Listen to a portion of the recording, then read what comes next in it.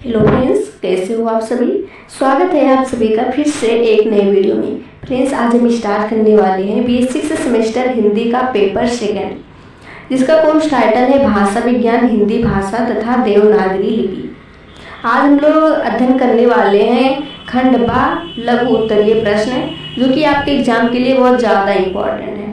जो वीडियो में अंत तक बने रहिएगा, बिल्कुल भी स्किप मत करिएगा, क्योंकि जितने भी क्वेश्चन यहाँ पे कराए जा रहे हैं आपके एग्जाम में यही से क्वेश्चन आएंगे। चलिए क्वेश्चन पर आते हैं। क्वेश्चन नंबर फर्स्ट है, राजस्थान की विविध भाषाएं कौन सी होती हैं, स्पष्ट कीजिए। सबसे पहले आपको तो ये क्वेश्चन जो है मोस्ट इम्पॉर्टेंट है। राजस्थान की विविध भाषाएं कौन सी होती हैं, स्पष्ट कीजिए। राजस्थानी उपभाषा की बोलियां प्रमुखतः राजस्थान राज्य में बोली जाती हैं। जाहिर सी बात है, राजस्थानी उपबोली है तो राजस्थान राज्य में भी बोली जाएगी, जिसे हम मारवाड़ी या मालवी कहते हैं। जिसे क्या कहा जाता है, जिसे मारवाड़ी या मालवी कहते हैं। राजस्थानी उपभाषा की बोलियां प्रमुखतः राजस्थान राज्य में बोली जाती हैं, जिसे हम मारवाड़ी या मालवी कहते हैं। वो भी वास्तव में एक बोली नहीं है, इसका एक परिनिष्ठित रूप है। तो इसके कई स्थानीय रूप भी मिल सकते हैं। बोलियों के स्थानीय रूपों को ही हम उसकी उपबोलियां कहते हैं। राजस्थानी में 4 प्रमुख उपबोलियां हैं। राजस्थानी में कितनी बोलियां हैं? 4 बोलियां हैं। ये 4 बोलियां जो कि दिशाओं के परिप्रेक्ष बोली जाती हैं। पूर्व, पश्चिम, उत्तर, दक्षिण, अलग अलग दिशाओं में अलग अलग बोलियां बोली जाती हैं। जैसा कि मैं आपको बताऊं, ये है पूर्व दिशा, ये है पश्चिम, ये उत्तर दिशा है और ये हो गया दक्षिण। अगर मैं बोलियों की बात करूं तो राजस्थान की जो बोलियां हैं वो दिशाओं के परिप्रेक्ष बोली जाती हैं। राजस्थान की 4 बोलियां हैं जो दिशाओं के परिप्रेक्ष बोली जाती हैं। पूर्व दिशा में जयपुरी बोली जाती है। पूर्व दिशा में क्या बोली जाती है? जयपुरी। पश्चिम दिशा में मारवाड़ी बोली जाती है। उत्तर दिशा में मेवाती बोली जाती है और दक्षिण दिशा में बोली जाती है मालवी।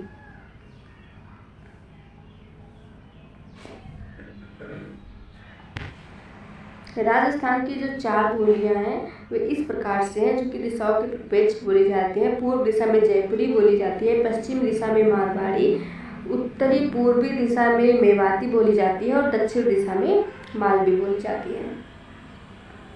आशा करते हैं आपको समझ में आ गया होगा। अब इसमें देखेंगे, राजस्थानी में 4 प्रमुख बोलियां हैं, मारवाड़ी, मेवाती, जयपुरी, मालवी। जैसा कि मैंने अभी आपको बताया, यहाँ इन बोलियों का परिचय इस प्रकार है। अब इन 4 बोलियों के बारे में थोड़ा सा विस्तार से देखने का प्रयास कीजिएगा। पहला है मारवाड़ी। ये पश्चिमी राजस्थानी बोली है। जैसे कि भी आपने देखा, पूर्व दिशा में जयपुरी बोली जाती है और पश्चिम दिशा की बात करें तो पश्चिम दिशा में मारवाड़ी बोली जाती है। पश्चिम दिशा में क्या बोली जाती है? मारवाड़ी बोली जाती है। यानी कि ये पश्चिमी राजस्थानी बोली है। मारवाड़ी क्या है? ये पश्चिमी राजस्थानी बोली है। मारवाड़ प्रदेश की भाषा होने के कारण इसका नाम मारवाड़ी पड़ा। मारवाड़ी प्राचीन साहित्यिक भाषा है। पुराने समय में मारवाड़ी में साहित्यिक रचनाएं की जाती थी। हिंदी साहित्य के आदिकाल में मारवाड़ी में वीर गाथाएं लिखी गई थी। जैसे कि भी मैंने आपको बताया, पुराने समय में साहित्यिक रचनाएं की जाती थी। हिंदी साहित्य के आदिकाल में मारवाड़ी में वीर गाथाएं लिखी गई थी। उस समय की भाषा को डिंगल के नाम से जाना जाता था। भक्तिकाल की कवित्री मीरा, आपको पता ही होगा, भक्तिकाल की कवित्री जो मीरा थी, इसने भी मारवाड़ी बोली में अपने काव्य को लिखा था। भक्तिकाल की कवित्री मीरा ने भी इसी बोली में, यानी कि मारवाड़ी में अपना काव्य लिखा था। आधुनिक युग में भी मारवाड़ी में साहित्य रचना होती है। आज के समय में भी मारवाड़ी में साहित्यिक रचना होती है। मारवाड़ी के क्षेत्र में कौन कौन से जिले आते हैं? जोधपुर, बीकानेर, जैसलमेर, उदयपुर आदि जिले आते हैं। मारवाड़ी की एक प्रमुख उपबोली मेवाड़ी है। क्या है? मारवाड़ी की एक प्रमुख उपबोली मेवाड़ी है। इस कारण कई विद्वान इस बोली को मारवाड़ी मेवाड़ी के नाम से अभिहित करते हैं। अन्य उपबोलियां शेखावटी, सिरोही आदि हैं। आगे देखते हैं जयपुरी। जयपुरी के बारे में थोड़ा सा विस्तार से देखेंगे। यह जयपुर में बोली जाती है। जयपुरी बोली कहाँ पे बोली जाती है? जयपुर में बोली जाती है, जिसे ढूढ़ाही भी कहते हैं। जिसे क्या कहा जाता है? जिसे ढूढ़ाही भी कहा जाता है। हाड़ौती इसकी प्रमुख उपबोली है, जो कि इन जिलों में बोली जाती है, कोटा बूंदी के जिलों में बोली जाती है। इस कारण इन दोनों को जयपुरी हाड़ौती की संज्ञा दी जाती है। इसमें तोरा वाटी आदि कई उपबोलियाँ हैं। फिर से एक बात देखिएगा, जयपुरी बोली जो है ये जयपुर में बोली जाती है, इसे ढूढ़ाही भी कहते हैं। हाड़ौती इसकी प्रमुख उपबोली है, जो कि कोटा बूंदी के जिलों में बोली जाती है। इस कारण इन दोनों को जयपुरी हाड़ौती की संज्ञा दी जाती है, जिसमें तोरा वाटी आदि कई उपबोलियाँ हैं। आगे बात करते हैं मेवाती की। जैसे कि अभी आपने देखा, मेवाती जो है उत्तर और पूर्व के बीच में बोली जाती है, उत्तरी पूर्वी में बोली जाती है मेवाती। अभी आपने यहाँ पे देखा था उत्तरी और पूर्वी, यानी कि यहाँ पे हो गया उत्तर और पूर्व। उत्तरी और पूर्वी राजस्थान की बोली है क्या? मेवाती। मेवाती जो है उत्तर पूर्वी राजस्थान की बोली है, जो कि इन जिलों में बोली जाती है, अलवर, भरतपुर, गुड़गांव के जिलों में बोली जाती है। मेवाती ये उत्तर पूर्वी राजस्थान की बोली है, जो अलवर, भरतपुर और गुड़गांव के जिलों में बोली जाती है। इसकी प्रमुख उपबोली अहीरवाटी है, जो कि गुड़गांव के आसपास बोली जाती है। आगे बात करते हैं मालवी। मालवी बोली जो है ये मालवा प्रदेश की है। मालवी बोली क्या है? ये मालवा प्रदेश की है। मालवी बोली जो है वो दक्षिण दिशा में बोली जाती है। मालवी बोली कहाँ पे बोली जाती है? दक्षिण दिशा में बोली जाती है। और किस जिलों में बोली जाती है?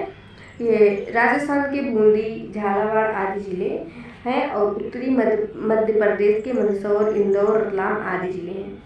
इसका क्षेत्र जो है मालवा प्रदेश है, जिसमें दक्षिणी राजस्थान के बूंदी, झालावाड़ आदि जिले हैं, और उत्तरी मध्य प्रदेश के मंदसौर, इंदौर, रतलाम आदि जिले आते हैं। ये बोली पूर्व में गुजराती और पश्चिम में पश्चिमी हिंदी की बोलियों के बीच का क्षेत्र है। ये बोली पूर्व की बात करें तो पूर्व में गुजराती और पश्चिम में पश्चिमी हिंदी की बोलियों के बीच का क्षेत्र है। इस कारण वो भाषा की दृष्टि से पश्चिमी हिंदी के बहुत निकट है। आशा करते हैं आपको फर्स्ट क्वेश्चन समझ में आ गया होगा। इसे आप लोग 100% तैयार करके ही जाइएगा, क्योंकि ये क्वेश्चन आपके एग्जाम में आएगा। आगे बात करते हैं क्वेश्चन नंबर 2 की। पश्चिमी उपभाषा को गिरिराज और चटर्जी पश्चिमी हिंदी कहते हैं, स्पष्ट कीजिए। आपको बता दूं ये क्वेश्चन भी मोस्ट इम्पॉर्टेंट है। पश्चिमी उपभाषा को गिरिराज और चटर्जी पश्चिमी हिंदी कहते हैं, स्पष्ट कीजिए। सबसे पहले आपको बता दूं ये जो पश्चिमी हिंदी है, इससे 5 बोलियां निकली। पश्चिमी हिंदी से कितनी बोलियां निकली? 5 बोलियां निकली। ट्रिक देखिएगा, ट्रिक है कौवा ब्रभुक। कौवा ब्रभुक पश्चिमी हिंदी से 5 बोलियां निकली। इसका मतलब क्या होता है? का से हो गया कौरवी, वा से हो गया वांगरू, रा से हो गया व्रज भाषा, बू से हो गया बुंदेली, और का से हो गया कन्नौजी। आशा करते हैं आपको समझ में आया होगा। पश्चिमी उपभाषा की 5 बोलियां निकली, जो कि इस प्रकार से कौवा ब्रभु के ट्रिक है। कौ से हो गया कौरवी, वा से हो गया वांगरू, व्रा से हो गया व्रज, पू से हो गया बुंदेली, और का से हो गया कन्नौजी। 1 2 3 4 5 ये 5 उपबोलियां जो है निकली। इसमें देखेंगे क्या दिया हुआ है। पश्चिमी उपभाषा को गिरिराज एवं चटर्जी पश्चिमी हिंदी कहते हैं। इस दृष्टि से वे हिंदी के क्षेत्र को सीमित करते हैं। इसकी उपबोलियां दिल्ली के आसपास के क्षेत्र में व्यवहार होती हैं, फैली हुई होती हैं। दिल्ली, हरियाणा तथा पश्चिमी उत्तर प्रदेश के जिलों में इस उपभाषा की बोलियां बोली जाती हैं। इसलिए इसे पूरब की बोलियों की तुलना में पश्चिमी हिंदी कहा जाता है। पूरब की बोलियों की तुलना में क्या कहा जाता है? पश्चिमी हिंदी कहा जाता है। इस उपभाषा का क्षेत्र प्राचीन काल से मध्य देश कहलाता है। मध्य देश की भाषा होने के कारण यहाँ की भाषाएं हमेशा पूरे देश में व्याप्त हुई। संस्कृत पूरे देश की साहित्यिक अभिव्यक्ति का माध्यम रही। ब्रज भाषा का व्यापक प्रसार हुआ। हिंदी भाषा अमीर खुसरो के समय से ही पूरे देश में दक्कनी उर्दू आदि के रूप में फैली। इस दृष्टि से पश्चिमी हिंदी हिंदी के क्षेत्र में बहुत महत्वपूर्ण भाषा है। पश्चिमी हिंदी की 5 बोलियां हैं, जैसा कि मैंने अभी आपको बताया, बांगरू, खड़ी बोली, ब्रज बुंदेली और कन्नौजी, जिसका विवरण निम्नलिखित है। अब इसके बारे में थोड़ा सा विस्तार से देखेंगे क्या दिया गया है, क्योंकि एग्जाम में लिखने के लिए हमको पढ़ना तो पड़ेगा ही। बांगरू हरियाणवी, यानी कि बांगरू जो है एक हरियाणवी बोली है। ये बोली मुख्यतः हरियाणा की बोली है। ये बोली दिल्ली और उत्तर में करनाल, रोहतक, अंबाला आदि जिलों में बोली जाती है। बांगरू कहाँ पे बोली जाती है, किन जिलों में बोली जाती है? ये बोली दिल्ली और उसके करनाल, रोहतक, अंबाला आदि जिले में बोली जाती है। रचना में ये खड़ी बोली के बहुत निकट है। संज्ञा शब्द और क्रिया रूप आकारांत होते हैं, जैसे घोड़ा, गया आदि। बांगरू में को के लिए ने का प्रयोग होता है। बांगरू में को के लिए ने का प्रयोग होता है, जिसके कारण दिल्ली में कई लोग मैंने जाना है, मुझे जाना है के लिए का प्रयोग करते हैं। जैसे मैंने जाना है, इसके लिए मुझे जाना है के लिए का प्रयोग करते हैं। उच्चारण की दृष्टि से मूर्धन्य ध्वनियों की अधिकता है। करड़ा, मरड़ा आदि क्रियार्थक संज्ञाएं हैं। काल, काल, चालड़ा, चलना। ये जो हरियाणवी है ऐसे ही तो बोलते हैं, चालड़ा, इसमें ड़ा लगा हुआ है तो इसको चलना कहा जाता है यहाँ पे। आदि उदाहरण दृष्टव्य है। आगे बात करें खड़ी बोली की। खड़ी बोली क्या होता है? खड़ी बोली हिंदी भाषा का स्रोत है। भाषा के रूप में हिंदी का स्वरूप इस बोली की रचना से मिलता है, लेकिन विकास के कारण हिंदी भाषा का वर्तमान रूप बोली से भिन्न है। खड़ी बोली का क्षेत्र दिल्ली के उत्तर में मेरठ, बिजनौर, मुजफ्फरपुर, सहारनपुर, मुरादाबाद, रामपुर आदि जिले हैं। रचना की दृष्टि से यह मानक दृष्टि से अधिक भिन्न नहीं है। रचना की दृष्टि से यह मानक हिंदी से अधिक भिन्न नहीं है। उच्चारण की दृष्टि से कुछ अंतर दिखाई पड़ते हैं। खड़ी बोली में ड़, ल का व्यापक उच्चारण होता है। करड़ा, जाड़ा आदि क्रिया रूप है। बाल, वाल, जंगल, जंगल आदि उदाहरण दृष्टव्य हैं। व्यंजन द्वित्व रूप आते हैं, जैसे गड्डी, इसमें डा देखेंगे तो ये डबल है, यानी द्वित्व रूप हो गया। भेजा, बेटा, जाता, छोटा आदि रूप दृष्टव्य है। वर्तमान का रूप भिन्न है। मारे हैं, मार रहा है। सामान्य भूतकाल अलग है। मारे था यानी मारता था। ऐसी विशेषताओं को छोड़ खड़ी बोली की रचना हिंदी से बहुत भिन्न नहीं है। अगली बोली है ब्रज। ब्रज यानी ब्रज भूमि की भाषा है। ब्रज भाषा कहाँ पे बोली जाती है? मथुरा में बोली जाती है। मथुरा तो सबको पता होगा। ब्रज यानी ब्रज भूमि की भाषा ब्रज है। ब्रज मंडल मथुरा, वृंदावन के आसपास का क्षेत्र है, लेकिन इस बोली का स्थान इससे कहीं विस्तृत है। आगरा, मथुरा, एटा, मैनपुरी, फर्रुखाबाद, बुलंदशहर, बदायूं आदि जिलों में ब्रज भाषा बोली जाती है। इस बोली का साहित्यिक महत्व है। अधिकतर भक्ति साहित्य और लगभग समस्त रीतकालीन साहित्य की रचना ब्रज में ही हुई। इसी साहित्यिक महत्व के कारण इसे ब्रज भाषा की संज्ञा दी जाती है। आधुनिक युग तक साहित्यकार ब्रज भाषा में साहित्य सृजन करते रहे। ब्रज भाषा संरचना की दृष्टि से खड़ी बोली से मेल खाती है। मुख्य अंतर यह है कि पुल्लिंग एकवचन संज्ञा शब्द भूतकाल के रूप में तथा विशेषण ओ कारांत किन्हीं क्षेत्रों में औकारांत होते हैं, जैसे घोड़ों, घोड़ा, गयो, गया, भलो, भला आदि उदाहरण दृष्टव्य है। ब्रज भाषा में यानी कि ओकारांत का प्रयोग होता है। जैसे कि घोड़ो है, ये क्या है? ये ब्रज है। गयो है, ये ब्रज है। भलो है, ये ब्रज है आदि उदाहरण दृष्टव्य है। इस शब्दों के रूप में ब्रज राजस्थानी और गुजराती भाषाओं में समानता है। आगे देखते हैं कन्नौजी। कन्नौजी बोली कहाँ पे बोली जाती है? इसका नाम कन्नौज नगर पर पड़ा। कन्नौजी जो है, कन्नौजी बोली, इसका नाम कन्नौज नगर पर पड़ा। ये नगर फर्रुखाबाद जिले में है। कन्नौज जो है ये संस्कृत कान्यकुब्ज का तद्भव रूप है। इसका क्षेत्र पश्चिमी उत्तर प्रदेश के इटावा, फर्रुखाबाद, शाहजहांपुर आदि जिले हैं। ये कानपुर, हरदोई आदि जिले में भी बोली जाती है, लेकिन यहाँ की भाषा में पूर्वी हिंदी अवधि की छाप दिखाई पड़ती है। इसके पश्चिम में ब्रज भाषा का क्षेत्र है, दक्षिण में बुंदेली का। कन्नौजी ब्रज की तरह ओकारांत भाषा है।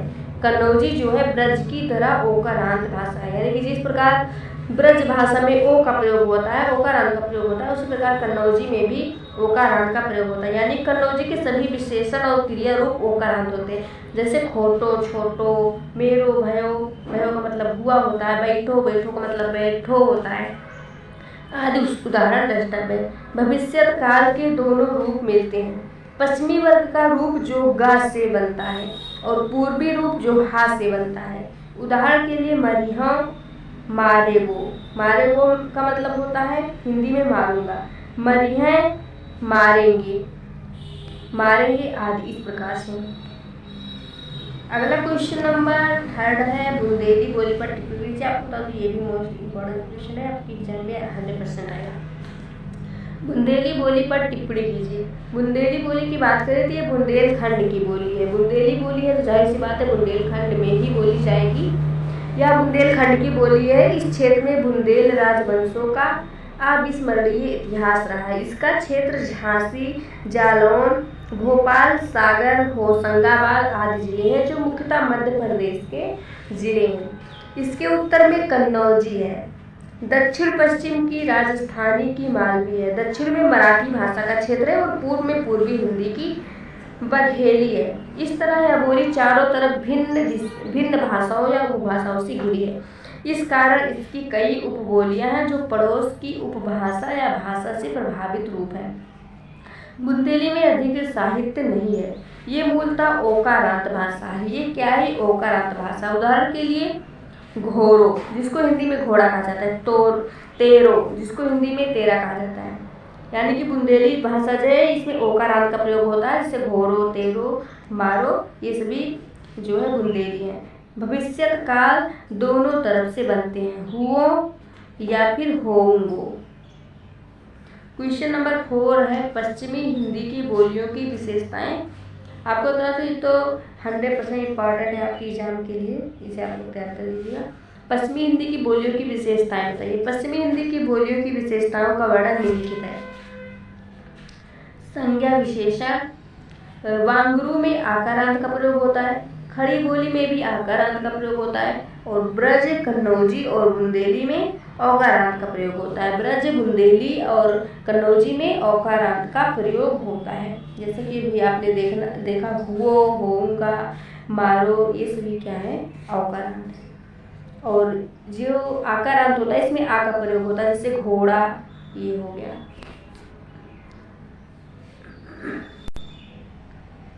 बांगरू में जो है भविष्यत गा, खड़ी बोली में भी गा, ब्रज में गा, कन्नौजी में भविष्यत के लिए हा और गा दोनों का प्रयोग होता है। जैसे यहाँ पे अभी आपने देखा, इसके लिए हा का प्रयोग भी कर सकते हैं हुहो और गा का भी प्रयोग करते हैं होंगो। इस प्रकार से बुंदेली में भी इसी प्रकार का प्रयोग हा और गा का प्रयोग होता है। ध्वनि स्तर ड़ा और खड़ी बोली में भी ड़ा, ब्रज में ना, कन्नौजी में भी ना और बुंदेली में भी ला का प्रयोग होता है।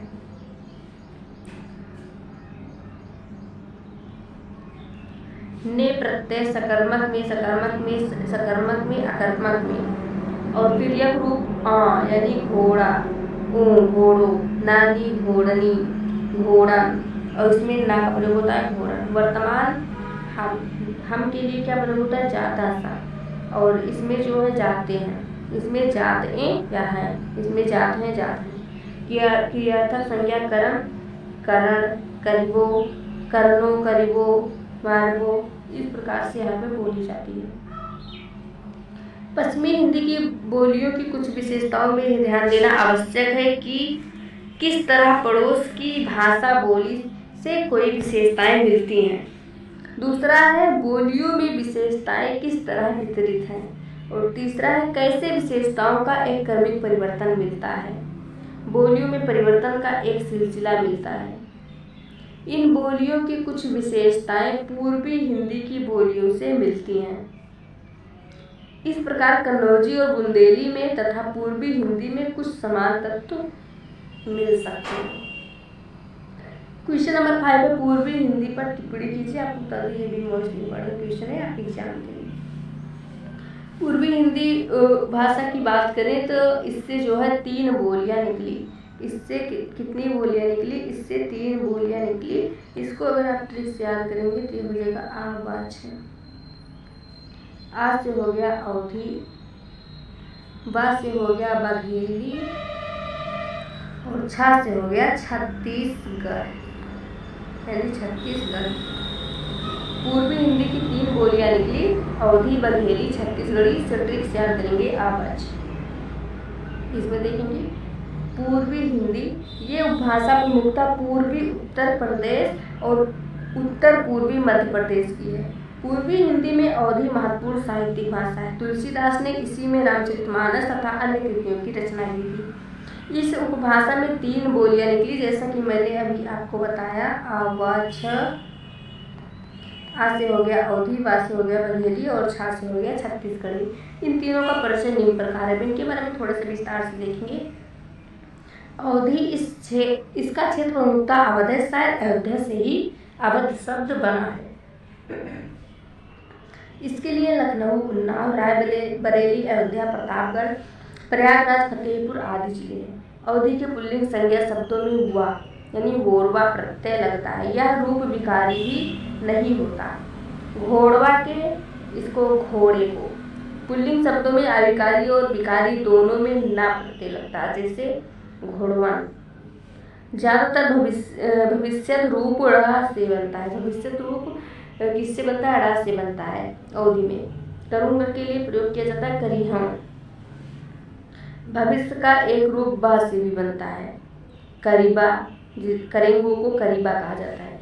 अवधी की प्रमुख विशेषता यह है कि विशेषण या कृदंत रूपों में लिंग की अन्विति नहीं होती। करत हूँ, जिसको करता हूँ या करती हूँ कहा जाता है। करत हो कह देंगे तो पुल्लिंग स्त्रीलिंग दोनों में आ जाएगा, उसमें समझ लेंगे। चले हूँ, मैं चला या मैं चली। तोर तेरा, मोर मेरा, दोसर दूसरा आदि उदाहरण दस्ता है। भूतकाल का रूप इसी प्रत्यय लगने से बनता है, यानी कहिस या फिर कहिसी, जिसको कहा जाता है। अवधी की सबसे बड़ी विशेषता यह है कि इसमें ने प्रत्यय नहीं लगता। ऊ कहिसी, उसने कहा, जिसको कहा जाता है। ध्वनि की दृष्टि से अवधी में ए और औ मूल स्वर नहीं है, संध्यक्षर स्वर है, जिसका उच्चारण क्रमशः ऐ और औ के समान है। अगला देखेंगे बघेली। यह बघेलखंड की बोली है, जिसमें मध्य प्रदेश के रीवा, जबलपुर और मांडवा, बालाघाट आदि जिले हैं। अगला है छत्तीसगढ़ी। ये छत्तीसगढ़ी क्षेत्र की बोली है। इसमें मध्य प्रदेश के रायपुर, बिलासपुर जिले हैं। ये बिहार के पश्चिमी भाग और उड़ीसा के उत्तर पश्चिमी भाग में भी बोली जाती है। फटाफट से आगे बढ़ेंगे। क्वेश्चन नंबर 6 से बिहारी भाषा पर टिप्पणी कीजिए। आपको बता दें ये भी मोस्ट इम्पोर्टेंट क्वेश्चन है। बिहारी भाषा पर टिप्पणी कीजिए। इस उपभाषा का स्थान मुख्य रूप से बिहार राज्य, जैसी बात है बिहारी भाषा बिहार राज्य में ही बोली जाएगी, इसीलिए इसका नाम बिहारी पड़ा। इस उपभाषा का स्थान मुख्य रूप से बिहार राज्य है, इसलिए इसका नाम बिहारी पड़ा। बिहार में इस उपभाषा की बोलियों के अलावा अन्य 2 भाषा परिवार की बोलियां भी बोली जाती हैं। दक्षिणी बिहार में आस्ट्रिक परिवार की संथाल आदि भाषाएं बोली जाती हैं। साथ ही दक्षिणी बिहार में ओरावा आदि द्रविड़ भाषाएं बोली जाती हैं। इस तरह बिहार एक बहुभाषा भाषी राज्य है। बिहारी उपभाषा की 3 बोलियां निकली। इसको अगर आप लोग कहें ट्रिक बताने को तो इसको ट्रिक देखिएगा। ये हो गया मैम भोजपुरी, मैं से हो गया मैथिली और माँ से हो गया मगही और ये हो गया भोजपुरी। ये 3 बोलियां जो है बिहारी से निकली। मैम भोजपुरी जो कि आपका ट्रिक है, मैं से हो गया मैथिली, माँ से हो गया मगही और भोजपुरी तो भोजपुरी ही है। अब इसके बारे में थोड़ा सा विस्तार से देखेंगे। बिहारी भाषा की जो 3 बोलियां निकली, पहला है भोजपुरी। भोजपुरी हिंदी की बोलियों में सबसे अधिक लोगों द्वारा बोली जाने वाली भाषा है। भोजपुरी जो है हिंदी की बोलियों में सबसे अधिक लोगों द्वारा बोली जाने वाली भाषा है। इसका क्षेत्र पूर्वी उत्तर प्रदेश के जिले हैं बस्ती, गोरखपुर, बलिया, आजमगढ़, गाजीपुर, जौनपुर, वाराणसी, मिर्जापुर आदि। बिहार में चंपारण, सहारन, भोजपुर, पाला, मऊ आदि भोजपुरी क्षेत्र हैं। भोजपुरी की निम्नलिखित भाषिक विशेषताएं हैं। इसमें प्रत्यय नहीं है। ऊ कहलस यानी उसने कहा। कर्ता रूप अभिकारी होता है, जैसे घोड़ा के, जिसको हम लोग कहते हैं घोड़े को, इसमें कहा जाता है घोड़ा के। तीसरा है कुछ विशेषण लिंग के लिए बदलते हैं, जैसे बड़का यानी बड़ी, बड़की, बड़ी, लेकिन कई संबंधवाचक विशेषण नहीं बदलते। हमार का मतलब मेरा, मेरी दोनों होता है। ओकर मतलब उसका, उसकी, दोनों। तो तोहार मतलब तुम्हारा, तुम्हारी। राम का यानी राम का या की। कई विशेषण अधिकारी आकारांत रूप में आते हैं, जैसे बड़ मतलब बड़ा, छोट मतलब छोटा, नीक मतलब अच्छा, दूसरा मतलब दूसरा, जैसे माने जैसा। चौथी विशेषता है क्रिया रूप लिंग के लिए परिवर्तन नहीं होते। चलन ही, इसका मतलब चला चली दोनों हो गया, पुल्लिंग स्त्रीलिंग दोनों के लिए हो गया। चलत हुई, मैं चलता हूँ या फिर चलती हूँ। पांचवा संज्ञा का बहुवचन रूप में ना प्रत्यय लेता है। बहुवचन के लिए ना प्रत्यय लिया जाता है। जैसे घोड़ा को अगर बहुवचन में कहा जाएगा तो घोड़न कहा जाएगा। घोड़न, घोड़ा, घोड़न, जिसको हम लोग घोड़े कहते हैं, यानी कि खड़ी बोली में जिसको घोड़ी बोला जाता है। घोड़न, घोड़न को घोड़ों। और अगला है भूतकाल का रूप प्रायः ला से बनता है। कुछ क्रियाओं में सी रूप भी जुड़ता है, जैसे हम रहली, इसमें ला का प्रयोग हो। तू रहल, ऊ रहल, हमनी का रहली, तोहनी का रहली, ऊ लोग रहल। अगला है भविष्य का रूप बा से बनता है। जाए मतलब जाऊंगा, भविष्य की बात जब ये लोग करेंगे तो उसमें बा लगा देंगे। जैसे हम लोग जाऊंगा कहते हैं, मैं वहाँ पे जाऊंगा, मैं दिल्ली जाऊंगा, मैं लखनऊ, मैं लखनऊ जाऊंगा, तो इसके लिए जाए का प्रयोग करते हैं भविष्य काल के लिए। आगे अगला है मैथिली। बिहारी की जो अगली बोली है मैथिली, वो मिथिला प्रदेश की भाषा। ये उत्तरी और पूर्वी बिहार के चंपारण, मुजफ्फरपुर, मुंगेर, भागलपुर, दरभंगा, पूर्णिया आदि जिलों में बोली जाती है। बिहार की बोलियों में मैथिली साहित्य की दृष्टि से सबसे संपन्न है। मिथिला के भक्तिकालीन कवियों में विद्यापति का नाम उल्लेखनीय है। आधुनिक मैथिली में विपुल साहित्य रचना होती है। आधुनिक मैथिली में विपुल साहित्य रचना होती है और आज मैथिली विश्वविद्यालय स्तर तक भाषा के रूप में भी पढ़ाई जाती है। इसी संपन्नता के कारण मैथिली भाषा इसे अलग भाषा का दर्जा देते हैं। भाषिक दृष्टि से यह बांग्ला की पड़ोसी भाषा है, अतः इसमें और बांग्ला में कई समान तत्व मिलते हैं। इसमें साहित्य छी, जिसको हूँ के लिए प्रयोग किया जाता है, और अच्छी को है के लिए प्रयोग किया जाता है, आदि मिलते हैं, जो बांग्ला की एक विशेषता है। आगे बात करते हैं, क्वेश्चन नंबर 7 है, भारतीय संविधान में हिंदी को राजभाषा के रूप में मान्यता मिली, स्पष्ट कीजिए। आपको बता दें मोस्ट इम्पोर्टेंट क्वेश्चन है ये क्वेश्चन इसमें कराया जा रहा है, तैयार करके ही जाएगा एग्जाम में, क्योंकि इस भी क्वेश्चन आपके एग्जाम में बनने ही वाले हैं।